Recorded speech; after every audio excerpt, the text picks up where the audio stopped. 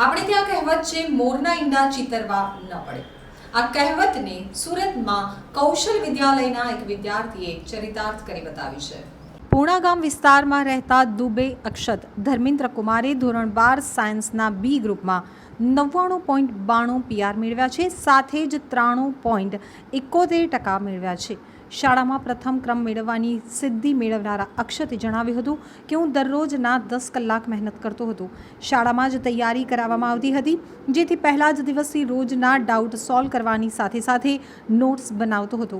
નાના વરાછાની કૌશલ વિદ્યાલયમાં અભ્યાસ કરતા વિદ્યાર્થીએ શાળામાં પ્રથમ ક્રમાંક મેળવીને પરિવારનું નામ રોશન કર્યું છે. ત્યારે ડૉક્ટર પિતાના દીકરાએ હવે MBBS કરી અને પોતે પણ ડૉક્ટર બનવાની ઈચ્છા વ્યક્ત કરી છે. સર, આપનો પરિચય. હરેશ પાંડવ, આચાર્ય કૌશલ વિદ્યાભવન, નાના વરાછા, સુરત. આજે શાળામાં કયો પ્રકારનું ઓલ ઓવર રિઝલ્ટ આવ્યું? આજ રોજ વિજ્ઞાન પ્રવાહ અને સામાન્ય પ્રવાહનું પરિણામ જાહેર થયું, જેમાં વિજ્ઞાન પ્રવાહમાં અમારા વિદ્યાર્થીઓ 288 જેવા વિદ્યાર્થીઓ પરીક્ષા આપેલી, જેમાંથી 98% રિઝલ્ટ પ્રાપ્ત થયું છે. એ ખૂબ જ સારું પરિણામ કહેવાય. 288 વિદ્યાર્થીઓમાંથી 15 જેવા વિદ્યાર્થીઓ A1 ગ્રેડ અને 66 જેટલા વિદ્યાર્થીઓ A2 ગ્રેડ પ્રાપ્ત કરેલો છે. ઓલ ઓવર આટલું સરસ રિઝલ્ટ આવ્યું, તે પ્રકારની ખાસ મહેનત કરાવવામાં? મહેનતની વાત કરીએ તો વર્ષ દરમિયાન શરૂઆતથી જ અમારું પ્લાનિંગ હોય છે. આખા વર્ષનું પ્લાનિંગ અમે શરૂઆતમાં જ કરી દઈએ છીએ. રેગ્યુલર પરીક્ષા, વીકલી પરીક્ષા, એનું ફોલોઅપ લેવાનું અને નવેમ્બર-ડિસેમ્બરમાં સિલેબસ સંપૂર્ણ થઈ જાય પછી વારંવાર રાઉન્ડની પરીક્ષા અને એનું ફોલોઅપ લઈ અને એટલું રિઝલ્ટ સારું પરિણામ મેળવી શક્યા છે. તમારો પરિચય? મારું નામ દુબે અક્ષત ધર્મેન્દ્ર કુમાર. શાળામાં અભ્યાસ કરો છો? કૌશલ વિદ્યાભવન, નાના વરાછા. કઈ પ્રકારનું પરિણામ તમારું રહ્યા છે? પરિણામ આ પ્રકારનું અપેક્ષિત હતું, કેમ કે શાળા પ્રમાણે મહેનત પણ એટલી કરાવવામાં આવેલી હતી અને અમે શાળાના ગુરુજી પ્રમાણે અમે પણ મહેનત કરેલી હતી, એટલે શાળાનું પરિણામ અપેક્ષિત હતું. કયા વિષયમાં તમારા હાઈએસ્ટ માર્ક્સ આવ્યા? મારા હાઈએસ્ટ માર્ક્સ કોમ્પ્યુટરમાં છે અને ફિઝિક્સમાં છે. શાળામાં કઈ પ્રકારની મહેનત કરવામાં?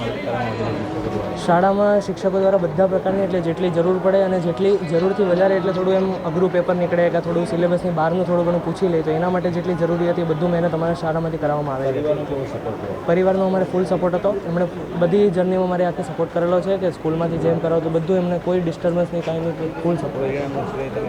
પરિણામનો શ્રેય હું મારા પરિવારજનોને અને શાળાના બધા મારા મિત્રો કે જેમણે મારી સાથે ક્લાસ ભર્યો છે, જેમણે મને થોડું ઘણું શીખવાડવું પણ છે, એમનાથી પણ, અને શાળાના બધા શિક્ષકોને. અક્ષતના પિતા MBBSની ડિગ્રી સાથે ડૉક્ટર તરીકે પ્રેક્ટિસ કરી રહ્યા છે. ત્યારે અક્ષતે જણાવ્યું કે મારે ગુજકેટમાં સારો રેન્ક છે, સાથે જ નીટની પરીક્ષા પણ સારી રહી છે, જેથી હું MBBSની ડિગ્રી લઈશ. હું પિતાને ડૉક્ટર તરીકે કામ કરતા જોઈ અને ડૉક્ટર બનવાની ઈચ્છા ધરાવું છું. માતા હાઉસવાઈફ છે. અમે મૂળ ઉત્તર પ્રદેશ અયોધ્યાના વતની છીએ, પરંતુ વર્ષોથી સુરતમાં રહેતા હોવાથી હવે સુરતી બની ગયા છીએ. તમારો પરિચય? મારું નામ ભુવા પ્રસિદ્ધ રોહિતભાઈ છે અને આજ રોજ એ ગ્રુપમાં હું ભણતો હતો અને સાયન્સ પ્રવાહનું રિઝલ્ટ આવ્યું અને મારે 99.90 PR છે અને મેથ્સમાં 100માંથી 100 માર્ક આવેલા છે. કઈ પ્રકારે મહેનત આખું વર્ષ દરમિયાન? વર્ષ દરમિયાન મહેનત તો JEEમાં વધારે હતી એઝ કમ્પેર ટુ બોર્ડમાં, એટલે કે તે પ્રમાણે બોર્ડનું થોડુંક ઓછું પરિણામ, બાકી JEEમાં વધારે મહેનત. શાળામાં કઈ પ્રકારે મહેનત? શાળામાં સંપૂર્ણ માહિતી અને માર્ગદર્શન આપવામાં આવ્યું હતું અને મારા માતા પિતા અને મારા દાદીનો આમાં ઘણો ફાળો રહ્યો છે. પરિણામનો શ્રેય તમે કોને આપશો? શિક્ષકોને, આચાર્યશ્રીઓને, ટ્રસ્ટીશ્રીઓને, મારા માતા પિતા અને મારા દાદીને. જે વિદ્યાર્થીઓ નાપાસ થાય છે તો ઓછા માર્ક્સ આવે તે વિદ્યાર્થીઓને શું કહેશો?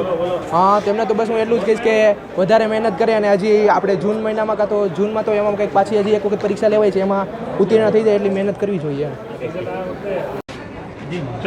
આપનો પરિચય? મારું નામ કાકડિયા તન્વી ધર્મેશભાઈ છે. હું કૌશલ વિદ્યાભવનમાં અભ્યાસ કરું છું. આજે કેવા પ્રકારનું પરિણામ આવ્યું? આજે ગુજરાત બોર્ડનું પરિણામ આવ્યું, જેમાં મારે 92.15% આવ્યા છે અને સારું. કઈ રીતનું તૈયારી કરી હતી વર્ષ દરમિયાન? કોનો સપોર્ટ રહ્યો ખાસ કરીને?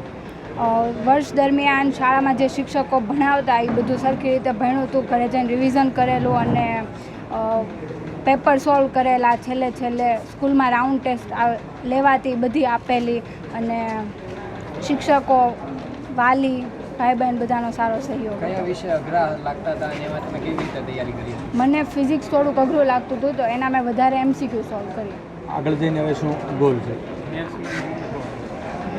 આગળ જઈને IITમાં એટલે એડવાન્સની એક્ઝામ આપવાની છે અને એમાં સારા માર્ક્સ આવે તો IITમાં જવું છે.